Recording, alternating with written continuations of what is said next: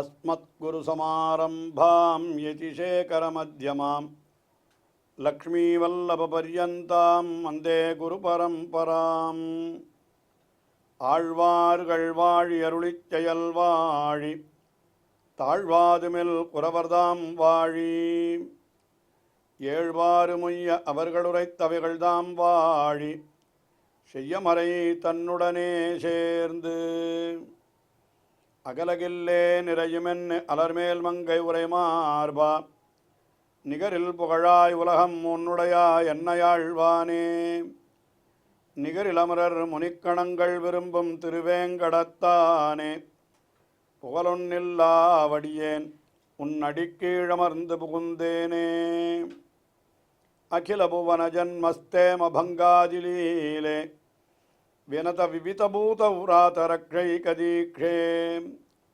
ஸ்ருதிசரசி விதீப்தே பிரம்மணி ஸ்ரீனிவாசே பவது மம பரஸ்மின் ஷேமுழி பக்திரூபாம் श्रीमान् वेंकटनाथार्य कवितार्किककेसरी वेदान्ताचार्यवर्यो मे सन्निधत्तां सदा हृदि श्री वैष्णव आचार्यर्களிலே மிக அதிகமான ஸ்தோத்திரங்களை அருளி செய்தவராக கொண்டாடப்பெறும் வேதாந்த தேசிகன் அவர் எம்பெருமானுடைய அர்ச்சாவதார வைபவங்களை எல்லாம் ஸ்தோத்திரங்களிலே அருளி செய்தார். ஸ்ரீரங்கநாதனை குறித்து, திருவேங்கடமுடையானை குறித்து, ஸ்ரீரங்கத்திலே அதாவது காஞ்சிபுரத்திலே எழுந்தருளிருக்கின்ற எம்பெருமான்களை குறித்து என்று, திருவகேந்திரபுரத்திலே எழுந்தருளிருக்கின்ற எம்பெருமானை குறித்து என்று பல பல திவ்ய தேசங்களிலே எழுந்தருளுள்ள எம்பெருமான்களை எல்லாம் குறித்து அவர் பல ஸ்தோத்திரங்களை அருளி செய்தார். எம்பெருமானுடைய விபவாவதாரத்தை குறித்தும் ஸ்தோத்திரங்களை அருளி செய்பவராய், ராமாவதாரத்தை குறித்து ஸ்ரீ மகாவீர வைபவம் என்கிற ஒரு ஸ்தோத்திரத்தையும், கிருஷ்ணாவதாரத்தை குறித்து கோபால விம்சதி என்கிற ஸ்தோத்திரத்தையும் அருளி செய்திருக்கிறார். அந்த கோபால விம்சதி என்கிற ஸ்தோத்திரத்திலே இப்பொழுது நாம் 14வது ஸ்லோகத்தை பார்க்கிறோம். கண்ணபிரானுடைய பெருமைகளை எல்லாம் பலவிதமாக அனுபவிக்கிறவர். அந்த கண்ணபிரானுடைய தோற்றமானது அப்படியே தம்முடைய நெஞ்சிலே திகழ்கிறது என்கிறார் இந்த 14வது ஸ்லோகத்தில். எம்பெருமானுடைய அந்த தோற்றம் என்னால் எந்த தோற்றம்? அவன் புல்லாங்குழலை ஊதிக்கொண்டு தன்னுடைய தலையிலே மயில் பீலி அணிந்து நிற்கின்ற நிலை, அப்படிப்பட்ட அந்த எம்பெருமானுடைய ஒரு திவ்யமங்கல விக்கிரகத்தினுடைய ஒரு அழகு, அது அப்படியே தன்னுடைய நெஞ்சிலே பதிந்திருக்கிறது. இப்படி என்னுடைய நெஞ்சிலே அந்த எம்பெருமானுடைய தோற்றத்தை எழுதிய சிற்பி யார் என்று கேட்கிறார். ஒரு சைத்திரிகன் தானே அதை எழுத வேண்டும், சித்திரம் எழுதுவன் தான் அதை எழுதுவான். என்னுடைய நெஞ்சில் யார் எழுதினா? எந்த சைத்திரிகன் சித்திரக்காரன் அப்படிப்பட்ட ஒரு அழகான தோற்றத்தை எழுதினான் என்று தெரியவில்லையே. என்னுடைய நெஞ்சில் அந்த எம்பெருமானுடைய அழகான தோற்றம் எப்பொழுதும் திகழ்கின்றதே என்பதாக மிகவும் சமத்காரமாக இந்த ஸ்லோகத்திலே அருளி செய்கிறார்.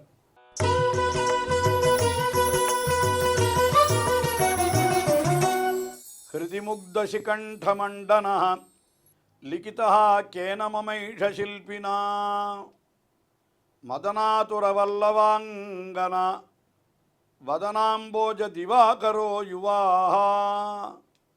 அந்த எம்பெருமான் யார் என்றால், எம்பெருமான் மிகவும் யவ்வன பருவத்தை உடையவன், யுவா என்கிறார்.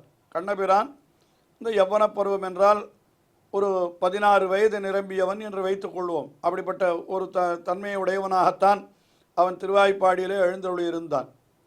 அவன் எப்படிப்பட்டவன் என்று கேட்டால், மதனாதுர வல்லவாங்கனா வதனாம்போஜ திவாகரஹா. அந்த எம்பெருமானிடத்திலே மிக மிக ஈடுபாடு கொண்டவர்களான வல்லவ அங்கனா என்னால் 1000 பெண்கள், அந்த ஆய்குலத்தைச் சேர்ந்த பெண்கள் அத்தனை பேருக்கும் கண்ணபிரானிடத்திலே அவ்வளவு ஈடுபாடு. மதனாதுரம் என்னால்னா அந்த அவர்களுடைய ஈடுபாட்டை சொல்லக்கூடிய சொல்லது. அப்படிப்பட்ட அவர்களுடைய வதன அம்போஜம், வதனம் என்னால் அவர்களுடைய முகம், அது எப்படி இருக்கிறது? ஒரு தாமரை போலே இருக்கிறது என்று சொல்லுகிறார். வதன அம்போஜம். அதனுடைய திவாகரஹா என்னால் அதை மலர்விக்கின்ற சூரியன் போலே இருக்கிறான் கண்ணபிரான் என்று அவனை சொல்லுகிறார். ஏனென்றால் சூரியனை பார்த்த உடனே தாமரை எப்படி மலருமோ அதுபோல கண்ணபிரானை பார்த்த உடனே அந்த திருவாய்ப்பாடியில் இருக்கிற கோபிகைகளுக்கெல்லாம் முகம் நன்றாக பொலிவு பெறுமா. கண்ணனை பார்க்கிறவரே அந்த முகம் கூட கொஞ்சம் வாடித்தான் கிடக்கும். கண்ணனை கண்டவுடனே அவர்களுடைய முகமெல்லாம் நன்றாக அப்படி பிரகாசத்தை அடைகிறது. அதனால என்னன்னா, சூரியனை காணாத பொழுதும் முகிழ்த்து கிடக்கிற மூடி கிடக்கிற தாமரை சூரியனை பார்த்தவுடனே நன்றாக மலர்கிறது அல்லவா? அதனால இந்த இடத்துல கண்ணனை சூரியனாக அப்படி உருவகிக்கிறார் வேதாந்த தேசிகன். மதனாதுர வல்லவ அங்கனா வதனாம்போஜ திவாகரஹா யுவா என்று அவனை சொன்னார். அதுக்கு மேலே அவன் எப்படி இருக்கிறான் என்று பார்த்தால் முக்தசிகண்ட மண்டனஹா, மிக அழகிய மயில் தோகையை அணிந்து இருக்கிறான். ஆழ்வார்களுடைய பாசுரங்களிலெல்லாம் கூட அவன் மயில் பீலி அணிந்து குழலிருண்டு சுருண்டேறிய குஞ்சி கோவிந்தனுடைய கோமளவாயில் என்று பெரியாழ்வாருடைய பாசுரங்கள் எல்லாம் பார்த்தா 10 பாட்டில் அந்த மயில் பீலி அவன் அணிந்திருக்கிற அழகை மிக அற்புதமாக அனுபவிக்கிறார்.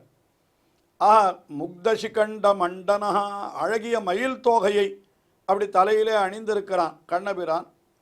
இப்படி அந்த சூரியனாய் இருக்கக்கூடிய, அதாவது ஆயர் பெண்களுடைய முகமாகிற தாமரைகளுக்கு சூரியன் போல இருக்கிறவனாய் அழகான மயில் பீலியை அணிந்திருக்கிறானே, அந்த ஒரு கண்ணபிரானுடைய அந்த அழகான தோற்றம், அந்த தோற்றமானது மமஹிருதி கேன லிகிதா லிகிதா கேன சில்பினா மம ஹிருதயே லிகிதா என்று சொல்லுகிறார்.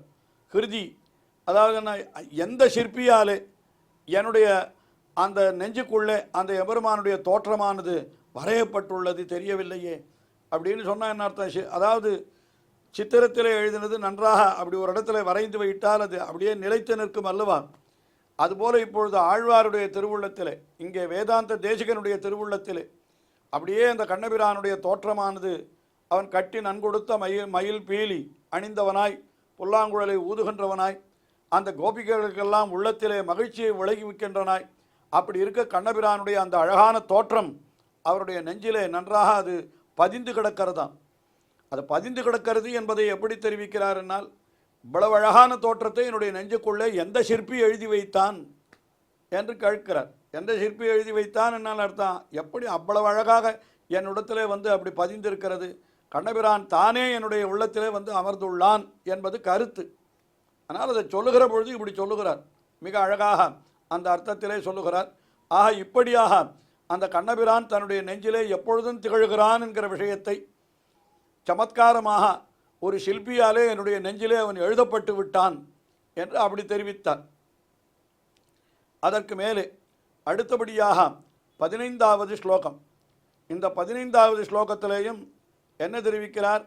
எம்பெருமான் அவனை ஒரு பெரிய மகசே என்றார், ஒளி வடிவம் என்று சொல்லுகிறார். மகஸ் என்னால் கண்ணபிரான் என்கிறவன் எப்படிப்பட்டவன்? ஒரே ஒளிப்பிழம்பு, அப்படியே ஒளிப்பிழம்பாய் இருக்கிறான் அவன். அவனுக்கு என்ன இருக்கிறது? அழகா மயில் பீலி அணிந்திருக்கிறான், புல்லாங்குழலை ஊதி கொண்டிருக்கிறான் என்றெல்லாம் சொல்லுகிறோம் அல்லவா? அப்படி அந்த புல்லாங்குழலை ஊதுகின்ற பொழுது அங்கே இருக்கக்கூடிய ஆயர் பெண்கள் எல்லாம் அந்த புல்லாங்குழல் பாட்டிற்கு ஏற்ப கைகளாலே தாளம் போடுகிறார்கள். அப்படி தாளம் போட்டால் என்ன ஆகிறது என்னால், அந்த கைகளிலே இருக்கக்கூடிய வளைகள் எல்லாம் அங்கே அசைகின்றன. இவர்கள் தாளம் போடுகிற பொழுது கைவளை அசைகிறது.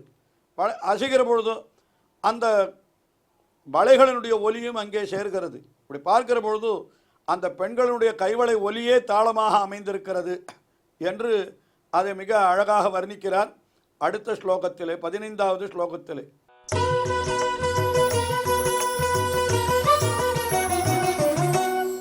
மகசே மகிதாய மௌளினா வினதேன அஞ்சலி மஞ்சனத்விஷே கலையா விமுக்தவல்லவி வலயா பாஷித மஞ்சுவேணவே. என்ன சொல்லுகிறார்? மகிதாய அஞ்சனத்விஷே என்கிறார். அதாவது எம்பெருமான் மகிதாயன மிகவும் போற்ற பெற்றவனாய் இருக்கிறான் கண்ணபிரான். அஞ்சனத்விஷே ஒரு பெரிய மை போன்ற ஒளியை உடையவன். அதாவது எம்பெருமானுடைய திருமேனி அது கருத்த நிறம் அல்லவா? கண்ணபிரான் என்கிறவன் யார்? பகவான் ஸ்ரீமன் நாராயணனுடைய அவதாரம்.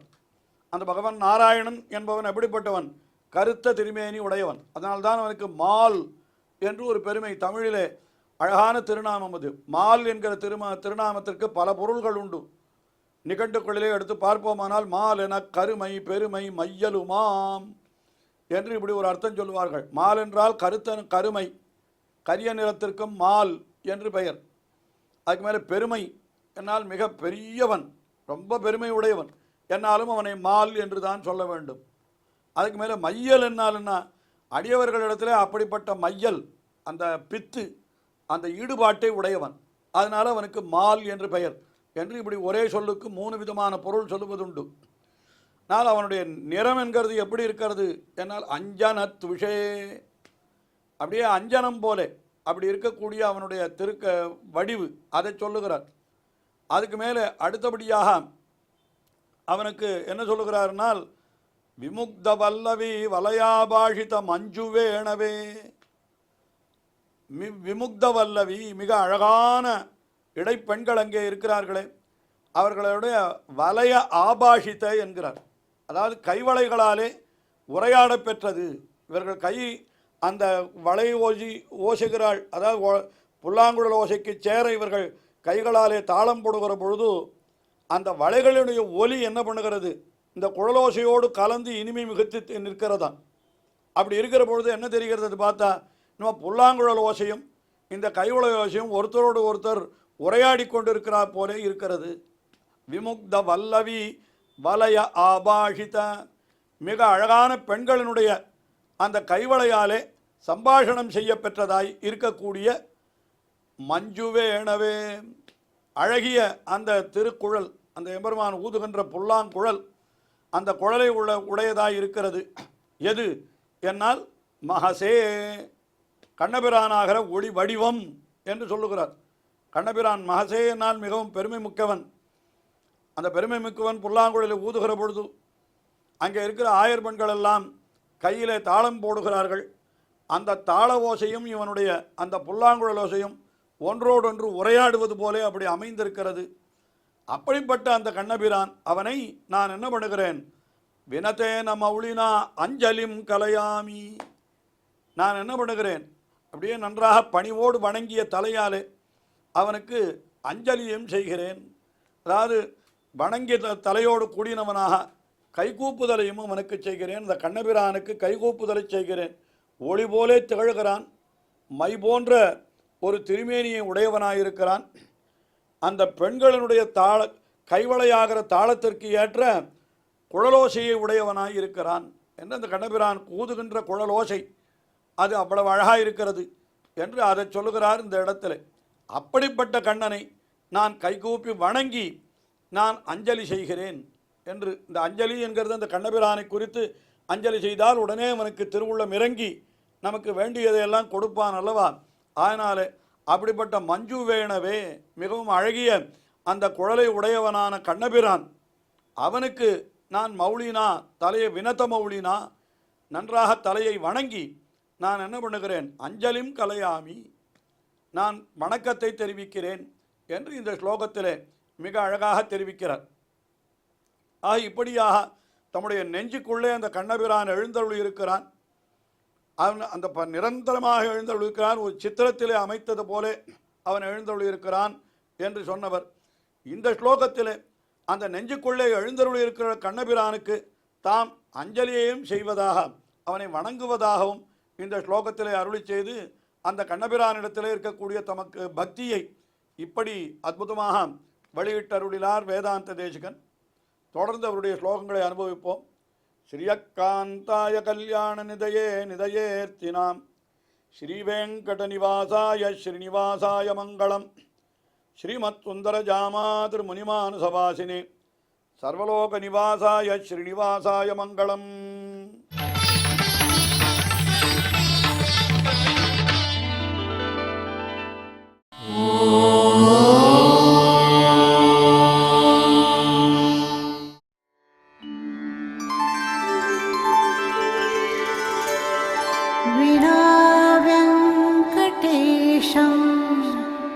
ननाथो ननाथः सदा वेङ्कटेशं स्मरामि स्मरामि. हरे वेङ्कटेश प्रसीद प्रसीद. प्रियं वेङ्कटेश वेङ्कटेश प्रयच्छ प्रयच्छ